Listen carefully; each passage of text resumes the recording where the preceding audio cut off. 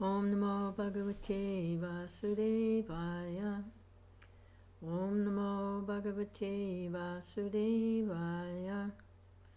Om Namo Bhagavate Vasudevaya.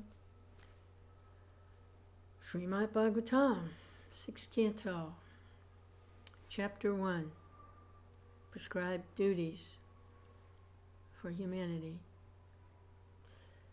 And this is Chapter 1, the history of Ajamil.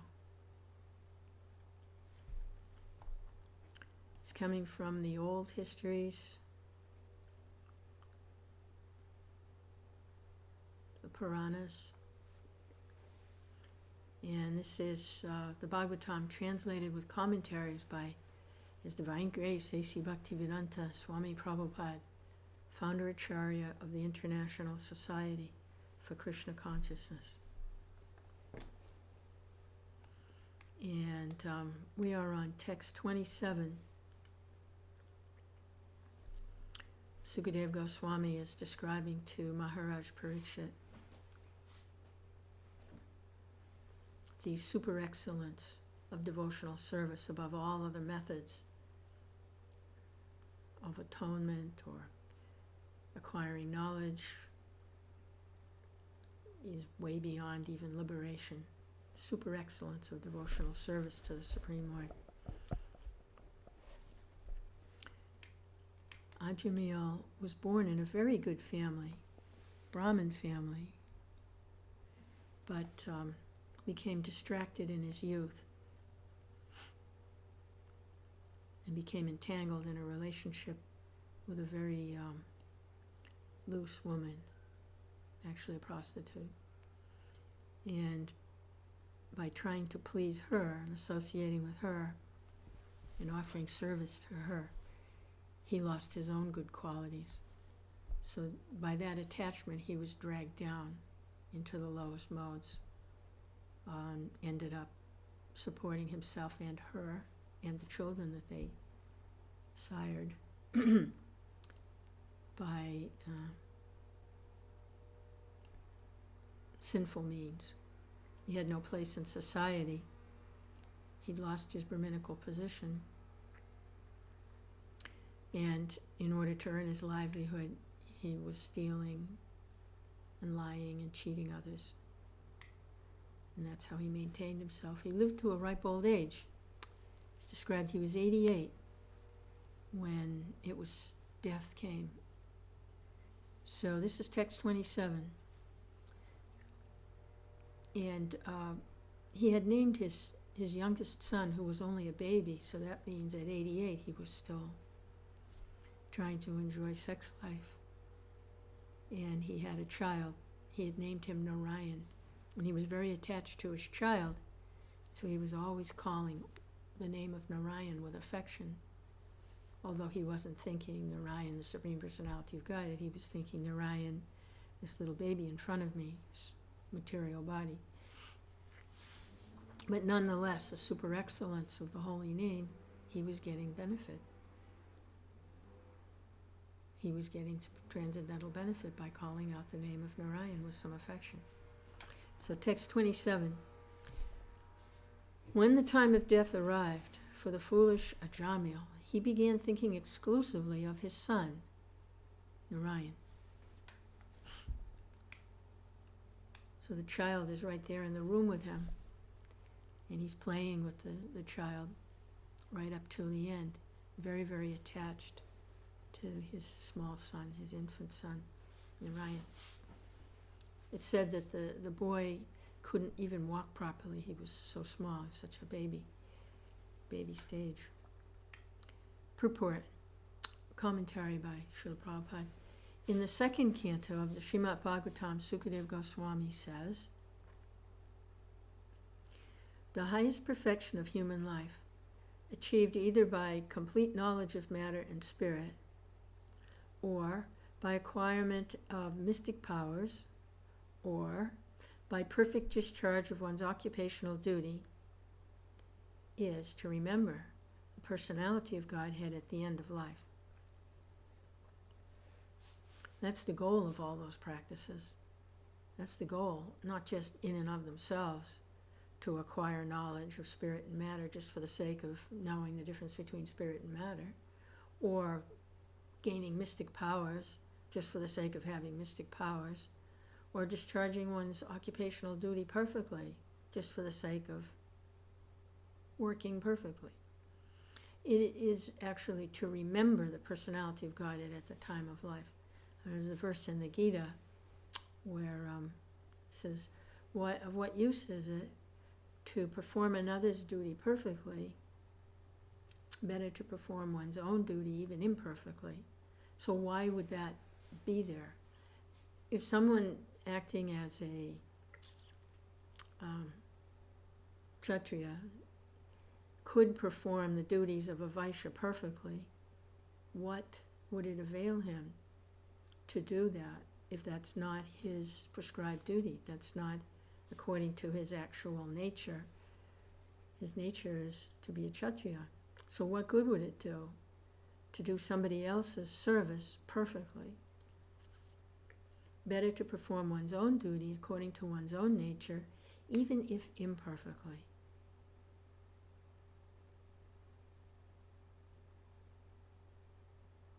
And make that offering to the Supreme Personality of Godhead, and realize the Lord at the time of death. In other words, it's a distraction to want to do something perfectly just for the sake of doing it perfectly. And get caught up, when you can't see the forest for the trees, get caught up in the details and lose the overall picture. It's better perform one's own duty, even though imperfectly done, as an offering to the Supreme Lord. Do the best one can do, even though it's done imperfectly, than to be able to do somebody else's duties perfectly, just for the sake of doing something perfectly. Because the goal is at the time of death to remember the Supreme Personality of Godhead.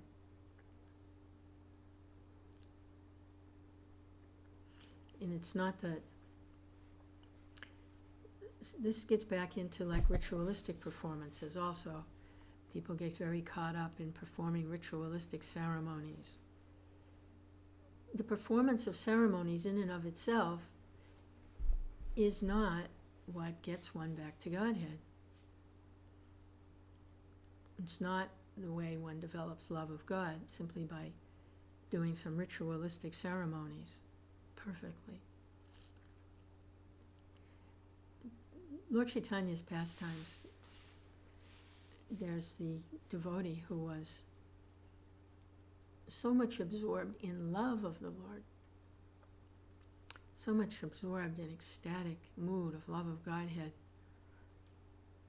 in Chaitanya Leela, that he was making an offering to the Lord, and he was throwing away the bananas and offering the Lord the banana peels. I can't say he was doing his service perfectly. His service was to make some nice fruit offering to the Lord. But in his ecstatic mood of love, he wasn't even focusing on the external world at all. He was throwing away the bananas and offering the banana peels. And what's even more extraordinary is the Lord was accepting the banana peels and relishing them. Why? Because of the love of the devotee. So to perform any of these, to have complete knowledge of matter and spirit without love of God, acquiring mystic power without love of God, discharging one's occupational duty perfectly without love of God, misses the point. Because the point is to remember the personality of Godhead at the end of life. And how are we going to remember the Lord if we have no love?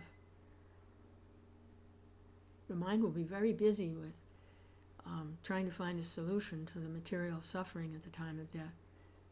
And without love for God, how will the mind find God? Love of God is the goal, is the solution.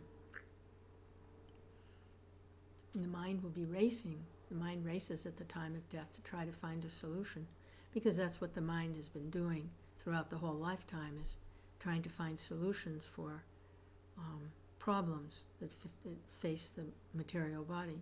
Too hot, open a window. Too cold, put on a coat. Hungry, find some food. And the mind is very busy accommodating the body and the senses. So at the time of death, if the mind hasn't been trained to think of Krishna, to remember Krishna, and what would be the value of remembering Krishna at the time of death, when there's such a pressing disturbance taking place, being forced out of the body? Why would the mind want to even consider Krishna? The mind would be very busy trying to find a solution, some medicine or some whatever. Unless some love for the Lord has developed through devotional service, which means detachment from the material body, to the point of being able to leave it peacefully and to enter into the spiritual atmosphere.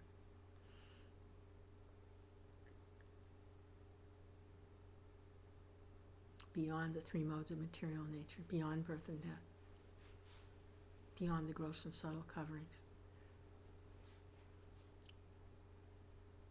So somehow or other, Ajamil, consciously or unconsciously, chanted the name of Narayan at the time of death.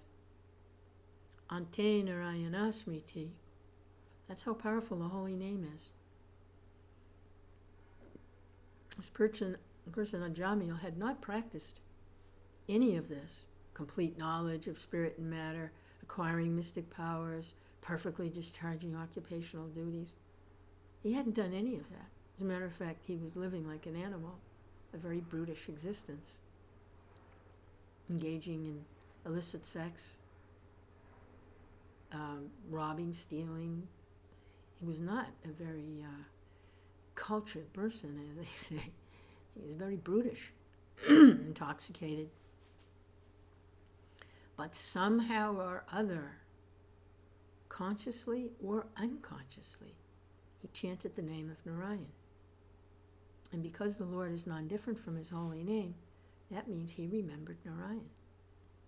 That's how powerful this is. It's because it's not our creation. We're not imagining this. We're not creating it. We're not wishing it into existence. It is a fact that Lord Krishna, Lord Narayan, is non-different from his holy name. All we have to do is tap in. Always there, always available. You just have to take it, take the mercy. Ajamil is the perfect example here. It may also be concluded that Ajamil, who was the son of a Brahmin, was accustomed to worshipping Narayan in his youth, because in every Brahmin's house there is worship of Narayana Shila. The system is still present in India. In a rigid Brahmin's house there is Narayana Sheva, worship of Narayan. Therefore, although the contaminated Ajamil was calling for his son, by concentrating his mind on the holy name of Narayan, he remembered the Narayan he had very faithfully worshipped in his youth. So this is helping us to understand the value of whatever devotional service we can engage in. It doesn't go away. It accumulates. And we pick up where we left off. So Ajamil had practiced worship of the Lord in his youth, and then the rest of his whole life he completely disregarded that. But he had practiced. Nahabakrama natsosti prajavayona vijite svapamapyasya dharmasya traitematobhaya. Whatever one does in this endeavor is never lost and accumulates. There's no loss or diminution in the effort of devotional service. So whatever a person can do, 1 penny, 1 penny, 1 penny, 1 penny, accumulates. So Ajamil is now cashing in on what he was able to accumulate in terms of devotional service to the Lord in his youth. In this regard, Srila Sridhar Swami expressed his verdict as follows. According to Bhaktisiddhanta, it is to be analyzed that because Ajamil constantly chanted his son's name, Narayan, he was elevated to the platform of bhakti, although he did not know it. This is called a Gyata Sukriti, performing devotional service without knowing. Similarly, Srila Vairagava Acharya gives his opinion. Although at the time of death he was chanting the name of his son, he nevertheless concentrated his mind upon the holy name of Narayan. And Srila Vijayadvaja Tirtha gives a similar opinion. Directly or indirectly, Ajamil factually remembered Narayan at the time of death. Ante Narayana Smriti. So there's a lot going on here. Whatever devotional service one can do is never lost. And Agyata Sukriti, that he was performing devotional service by chanting the holy name of the Lord unconsciously. He wasn't thinking, oh, now I'm chanting the holy name of the Lord. It was his son's name, so he was calling out, Narayan, come here, Narayan, Narayan, Narayan. It's Agyata Sukriti, without knowing.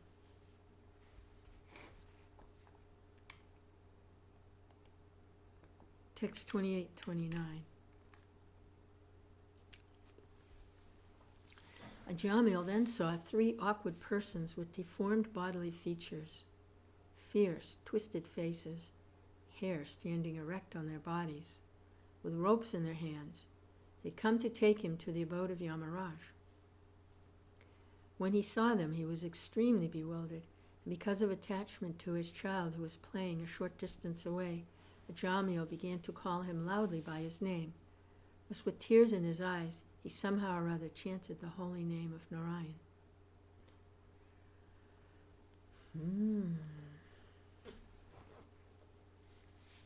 So this is on the subtle platform. There are 2 levels of material existence. There's the gross level, what we see, the earth, water, fire, air, and ether form. And then within that form, there's a subtle form, but it is also material. It's a subtle material form, the mind, the intelligence, and the false ego. So these Yamadutas were coming to Ajamil on the subtle platform. He wasn't imagining it, it was real, because he was about to lose his gross covering, and they were there to capture him on the subtle, and his subtle body was being captured. And the subtle body is what carries the spirit soul to the next situation. The desires that are there within the subtle body. The mind is the storehouse of these different desires. But somehow or other, Ajamil, with tears in his eyes, is calling out the holy name of Narayan.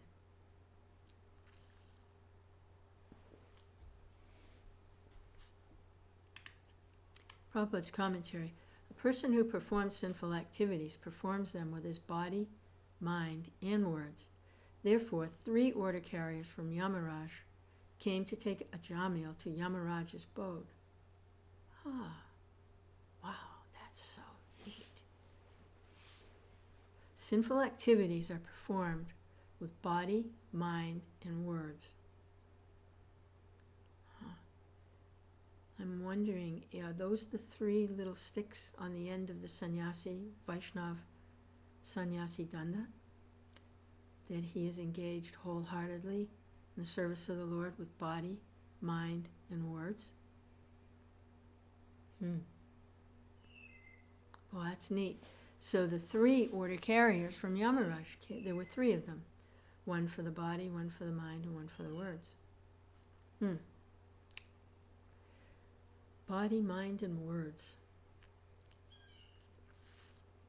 So, how wonderful it is to be able to chant Hare Krishna, chant the Lord's names, and to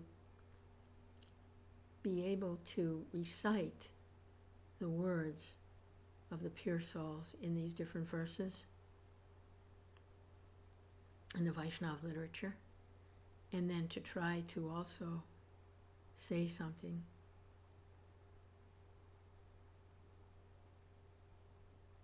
from one's own position of trying to serve the servants of the Lord.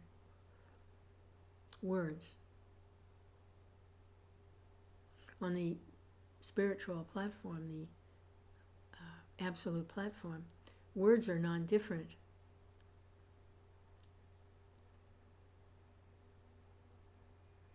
from themselves. And on the material atmosphere, material plane, a word is a name of something, but it's different from what it names.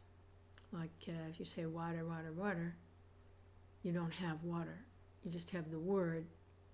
And the water, the actual water, is somewhere else. But on the transcendental platform, you say Krishna. Krishna is there. He's not different from his name. So actually everything is like that on the spiritual platform.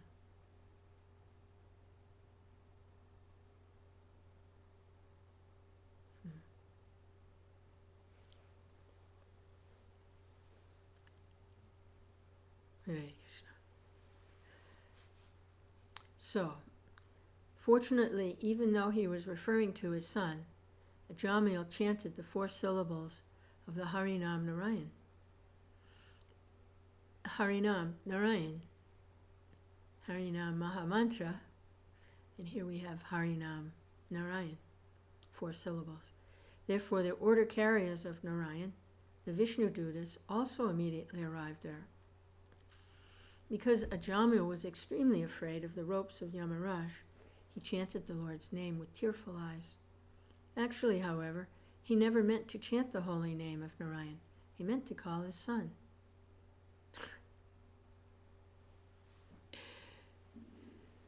It's interesting. I just thought, like, you make a phone call and you call the wrong number, you may have intended to call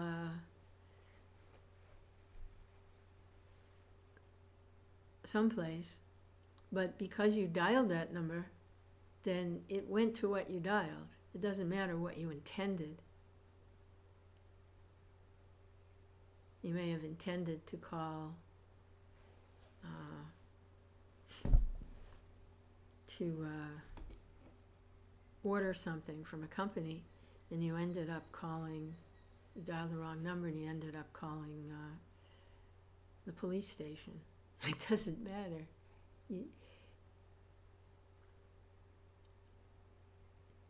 So it's like that. He never intended to call Narayan, but because the Lord is absolute, it's non-different from his holy name, he called Narayan. Yes? So the order carriers of Narayan are there. The servants of Yamaraj have come because Ajamil has a long history of sinful activity, and they've come to take him to a place where he has to pay for what he's done.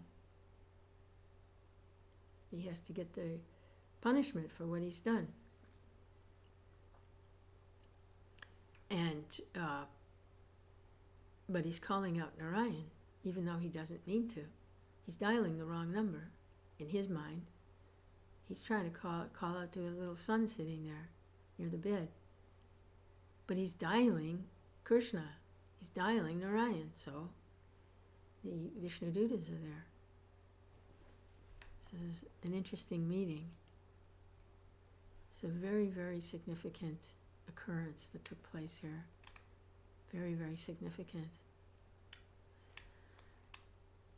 Text 30. My dear king, The order carriers of Vishnu, the Vishnu Dutas, immediately arrived when they heard the holy name of their master from the mouth of the dying Ajamil, who had certainly chanted without offense because he had chanted in complete anxiety. Yeah. He's calling out Narayan with tears in his eyes. He's completely frantic.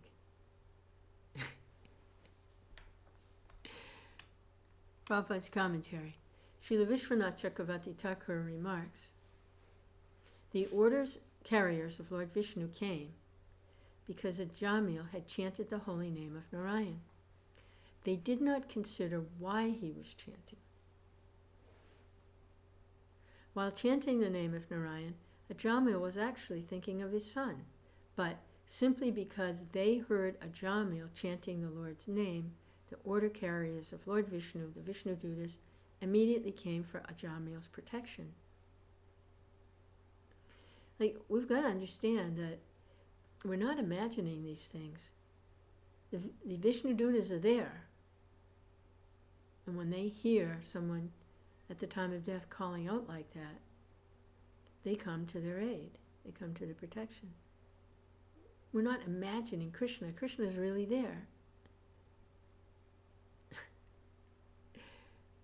We're calling out. It's not going unnoticed. Our activities are not going unnoticed.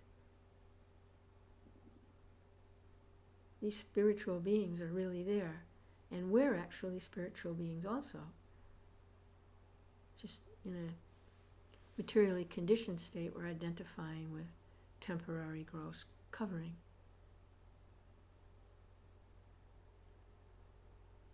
It's not like the scientists would have us believe that this is the only planet with life on it. And they even have these radio transmitters set up to put a message out there like, if there's anybody out there, please respond. If there's anybody out there, please contact us. With these radio transmitters that send signals, hundreds of thousands of miles into outer space. And all they have to do is just call on the name of the Lord. Hare Krishna. And the Lord is there. He's there within the heart. And he's outside also. He's everywhere. Like Prahlad Maharaj sings.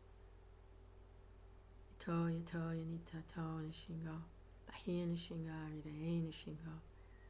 Shingamadim saranam rati.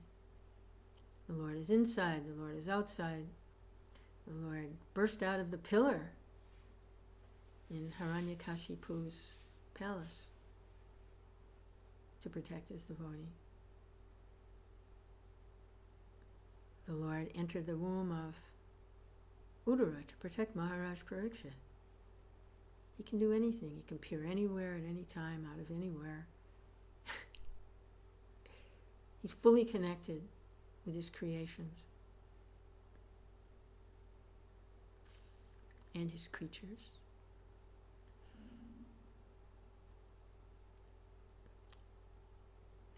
They did not, this is the Vishnu Duta, they did not consider why he was chanting. So I can dial up on the telephone. The person on the other end simply hears the phone ringing. They don't know why you've called. But the phone is ringing. Answer the phone. The phone is ringing. Someone's calling.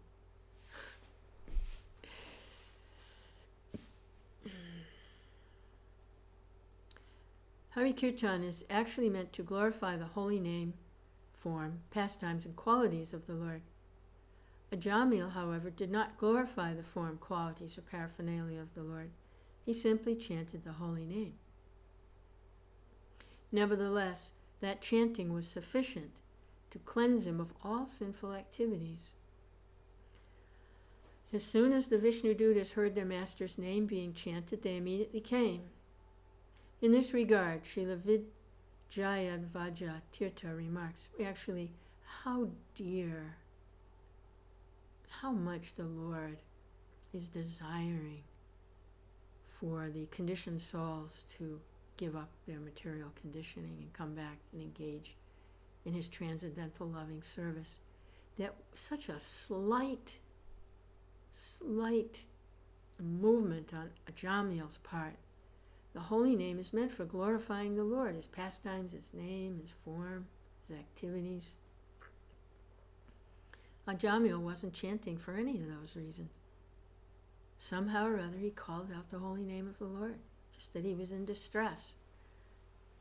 Oh, Krishna says there are 4 types of people who call out to him: those in need of money, those who are in distress, those who are curious, and those who are actually seeking knowledge. So Ajamil, kind of in that position, those in distress. He was in distress. He immediately became pious, because those are the 4 types of pious people. And we learned earlier that the reason he could do that was that he had practiced some devotional service or some worship of the Lord in his youth.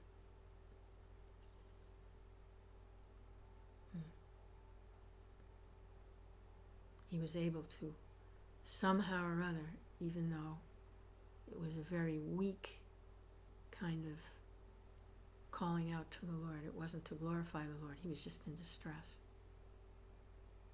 Still, the Lord accepts that. So how much does Krishna want the living entities to return back to their spiritual activities, the spiritual energy? Nevertheless, that chanting was sufficient to cleanse him of all sinful activities. As soon as the Vishnu Durdas heard their master's name being chanted, they immediately came. In this regard, Srila Vijayadvaj Tirtha remarks, Ajamil chanted the name of Narayan because of his excessive attachment to his son.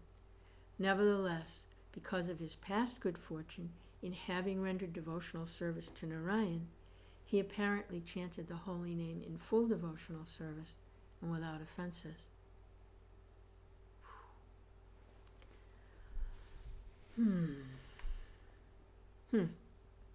Well, he was definitely helpless at that point. He was in a helpless position. You might say, well, why was he calling out to his son? He was attached to his son. So he was calling out because he was attached. And the Yamadutas had come to take him away. He didn't want to leave his small son. He's calling out. But at the same time, he had performed devotional service in his youth. And so he was actually able to call out with full sincerity to Narayan. It's like in the dark, in the fog, but doing the right thing. That's like a neophyte disciple. A neophyte disciple, a new devotee, someone who's just coming in. They're following the orders of the spiritual master, but they're kind of flying blind. They don't really know very much. But they have faith. And so they're doing all the right things without much understanding, without a very clear understanding. And also they have so many attachments still that will need to be dealt with, but they're kind of on hold. And the tests do come on the path of devotional service. And these are the tests. And they're uprooting one by one. This is the anarthas. The anarthas getting uprooted on the path of devotional service. That's why it's a lifetime progress, a lifetime project. Sometimes more than one lifetime, but it can be done in one lifetime, especially with the super excellent mercy of Sri Chaitanya Mahaprabhu's Hare Krishna movement and his pure representatives. So,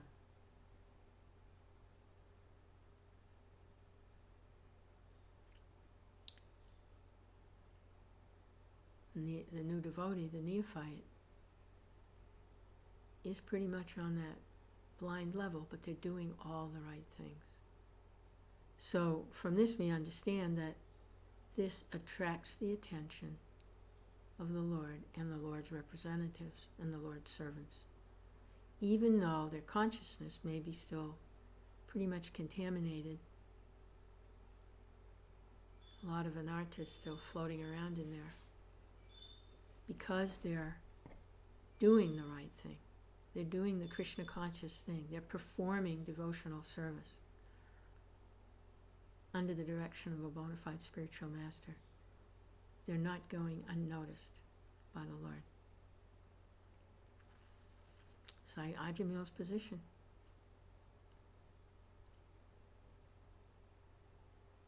He did the right thing, the devotional thing. He called out for the Lord sincerely.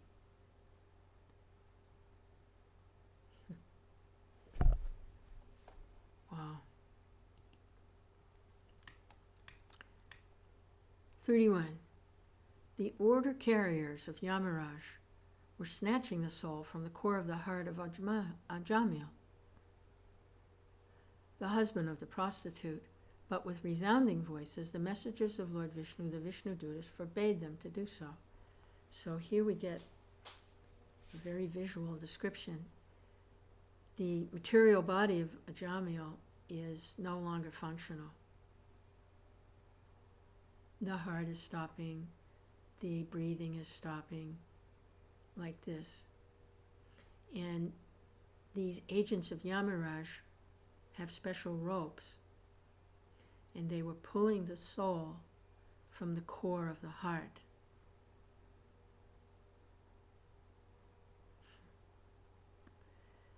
So they're doing that. They've got their ropes and they're pulling the soul out. We would have to see that they're dragging him because of his attachment on the subtle plane. On the gross plane, there's nothing to be attached to anymore. The body is dying. But the attachments are there in the mind. So on the subtle level, they're able to capture him. Capture the soul on the level of the mind. The subtle body. They're pulling him through with his subtle body, dragging him by his subtle body. Because he's attached, materially attached to his subtle body. He's attached to his mind. And the attachments are in the mind. Prabhupada's commentary.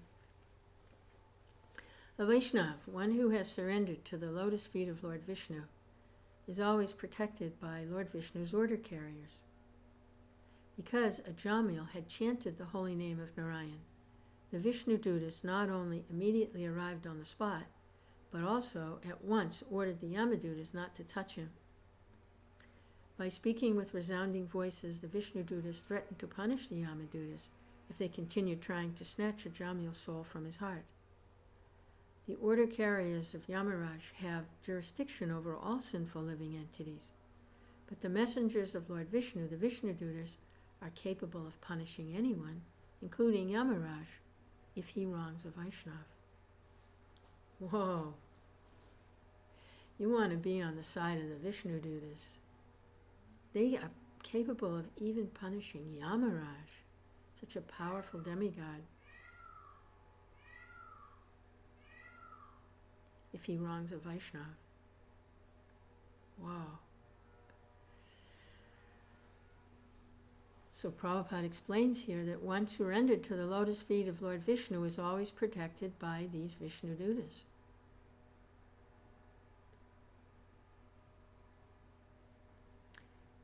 Because Ajamil had chanted the holy name of Narayan, the Vishnu Dutas not only immediately arrived on the spot, but at once ordered the Yamadutas not to touch him. Immediately. They came immediately. And they stopped the Yamadutas. The Yamadutas have jurisdiction over all sinful living beings. It's quite a jurisdiction.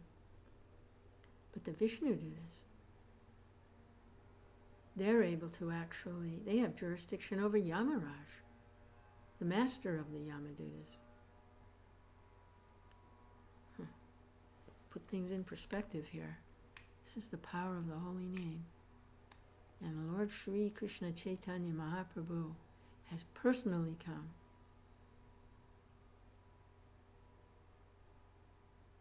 to invest all his potencies in the Sankirtan Yagna.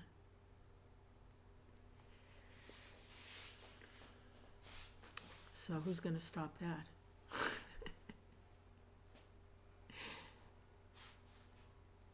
Materialistic scientists do not know where to find the soul within the body with their material instruments. But this verse clearly explains that the soul is within the core of the heart, Hridaya. It is from the heart that the Yamadutas were extracting the soul of Yamaraj.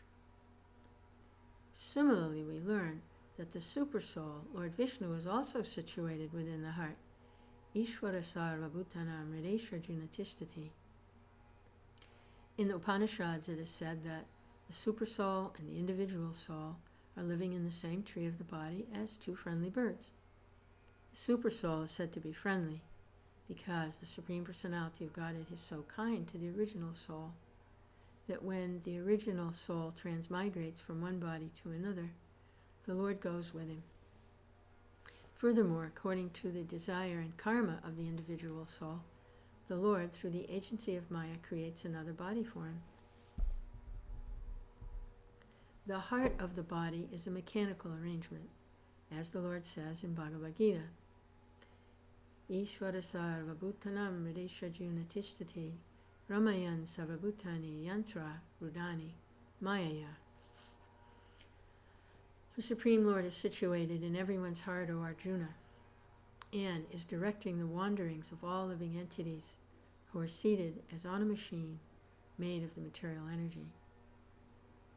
Yantra means a machine, such as an automobile. The driver of the machine of the body is the individual soul, who is also its director or proprietor. But the supreme proprietor is the Supreme Personality of Godhead. One's body is created through the agency of Maya, karmana davanitrina, and according to one's activities in this life, another vehicle is created again under the supervision of Daivi Maya. Daiviye Shagunamayi Mama Maya Dharatyaya. At the appropriate time, one's next body is immediately chosen, and both the individual soul and the supersoul transfer to that particular bodily machine. This is the process of transmigration. During transmigration from one body to the next, the soul is taken away by the order carriers of Yamaraj and put into a particular type of hellish life, Naraka, in order to be accustomed to the condition in which he will live in his next body. Okay, so this is very scientific. The body is a machine, like an automobile. It's not a mechanical machine necessarily. It is not made out of metal. It is a machine made out of earth, water, fire, air, ether, and subtle elements like mind, intelligence, and false ego. So it's a very special type of machine. It is driven by the conscious living entity, the soul, the individual soul. But the supreme driver, the supreme soul, is the personality of Godhead. The jiva is part and parcel of the Lord.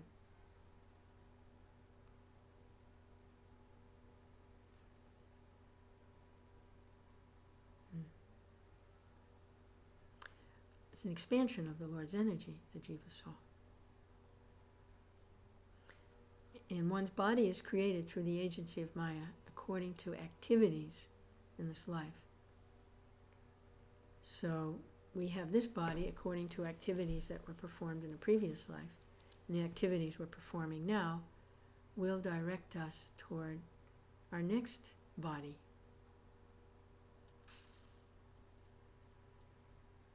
That's why to engage in devotional service means no more material body. You get the spiritual body. Engage in spiritual activities, devotional activities. So at the appropriate time, one's next body is immediately chosen, and both the individual soul and the supersoul transfer to that body.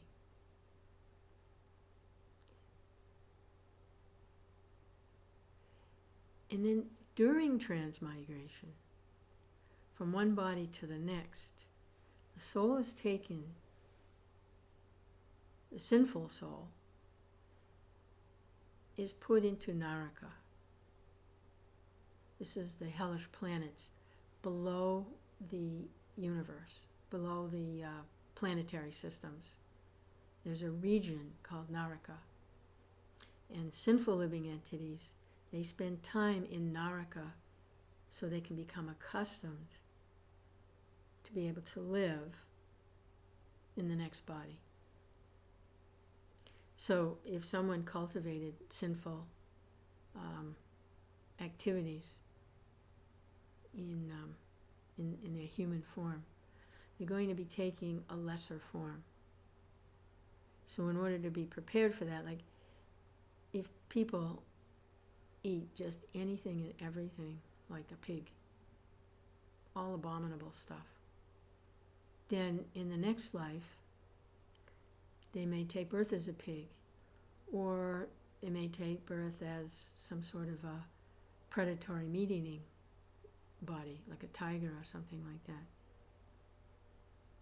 So to be prepared to go from having a human body to having to live and function in say a pig body, there's a transition time. And that is the training that goes on in Naraka, being prepared to live in a lesser body. So not very nice. They have to go down, glide down in the species. Can't be allowed to have another human body because it did not act on the platform of a human being. So why have a human body? You'll be happier in this other kind of body. You want to do these things, then you need a body that you can do these things. But you'll be strictly governed by the material laws. We see that Maharaj Bharata had to take birth in a deer's body for some time. But he had full consciousness because he was attached to a deer at the time of death. He was thinking about a deer, and it took him to his next deer's body, to birth as a deer. But he had full awareness of what had happened because he's a very elevated soul.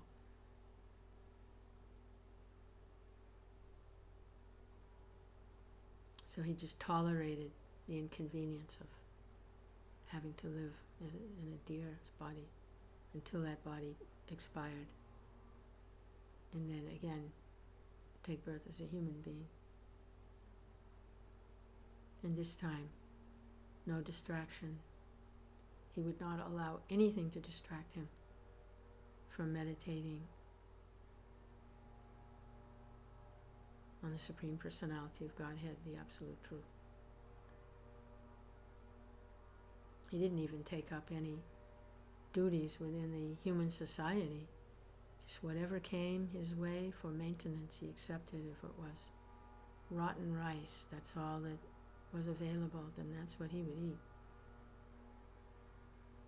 He made no endeavors whatsoever to fortify his position in terms of material identification.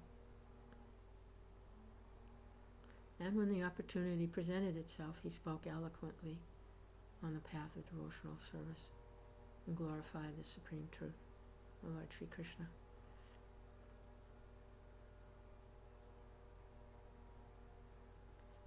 So, Naraka is waiting. It is during transmigration I often wonder, well, where does the living entity go when they die? Do they go right into another womb somewhere? No. They go to Naraka. The sinful living entity goes to Naraka. It's part of the transmigration process. Because they're getting fitted for another type of body that's not human.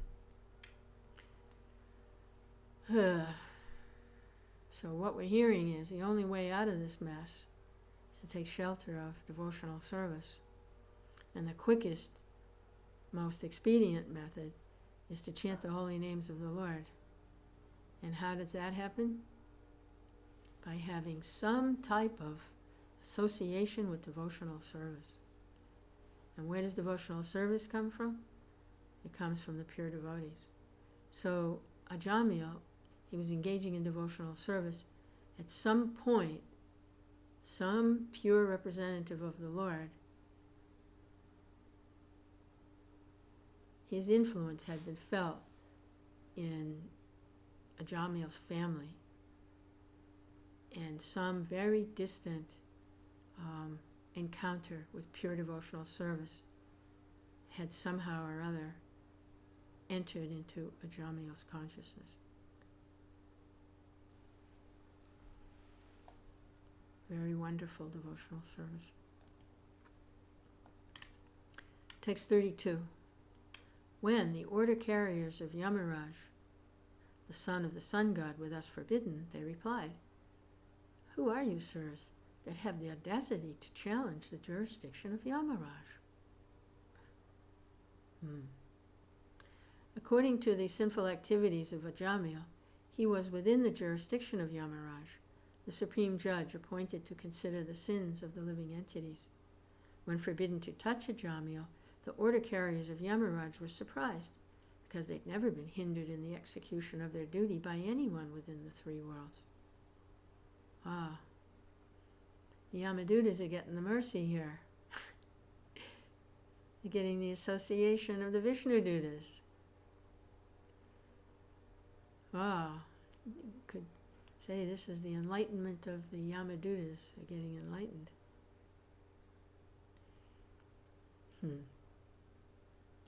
Servants of the demigod are getting the mercy. How powerful the holy name is, just see. Cuts across everything. Text 33. Dear sirs, whose servants are you? Where have you come from? Why are you forbidding us to touch the body of Ajamil? Are you demigods from heavenly planets? Are you sub-demigods? Are you the best of devotees? Prabhupada's commentary. The most significant word used in this verse is Siddha Satama, which means the best of the perfect. In Bhagavad Gita it said, Manushanam Sahasreshu Kaschid Yatati Siddhaye. Out of millions of persons, one may try to become Siddha, perfect, or in other words, self-realized. A self-realized person knows he's not the body, but a spirit soul. At the present moment, practically everyone is unaware of this fact. But one who understands this has attained perfection and is therefore called Siddha. When one understands the soul is part and parcel of the Supreme Soul, and one thus engages in devotional service of the Supreme Soul, one becomes Siddha Sattama. One is then eligible to live in the Vaikuntha planets or Krishna Loka. The word Siddha Sattama therefore refers to a liberated pure devotee. So, Srila Prabhupada has that in italics, which seems to indicate he is stressing that point. So we're going to read it again. A self-realized person knows he's not the body, but a spirit soul. At the present moment, practically everyone is unaware of this fact, but one who understands this has attained perfection and is therefore called Siddha. When one understands that the soul is part and parcel of the Supreme Soul, and one thus engages in devotional service of the Supreme Soul, one becomes Siddha Sattama. One is then eligible to live in the Vaikuntha planets or Krishna Loka. The word Siddha Sattama therefore refers to a liberated, pure devotee. So the Yamadutas were asking them, are you demigods? Are you servants of demigods? Or are you Siddha Sattama?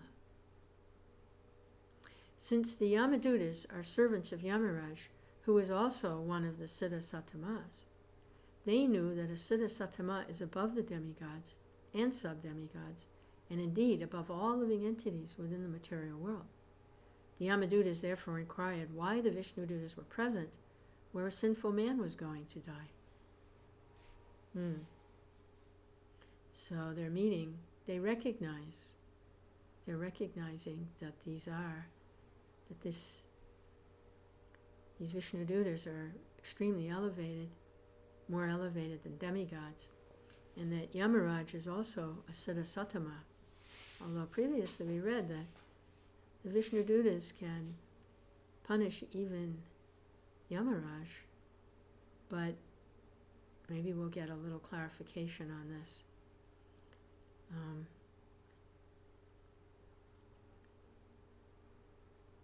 Doesn't look like the Vishnudutas are trying to punish anyone. They're just trying to protect the soul who is called out for Lord Vishnu Narayan. But they want to know, the Yamadutas inquire why Vishnudutas are present where a sinful man was going to die.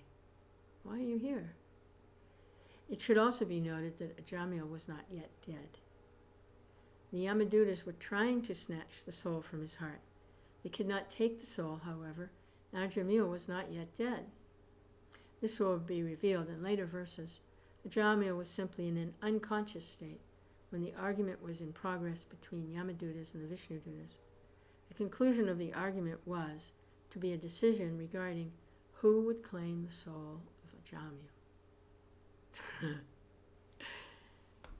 Yes.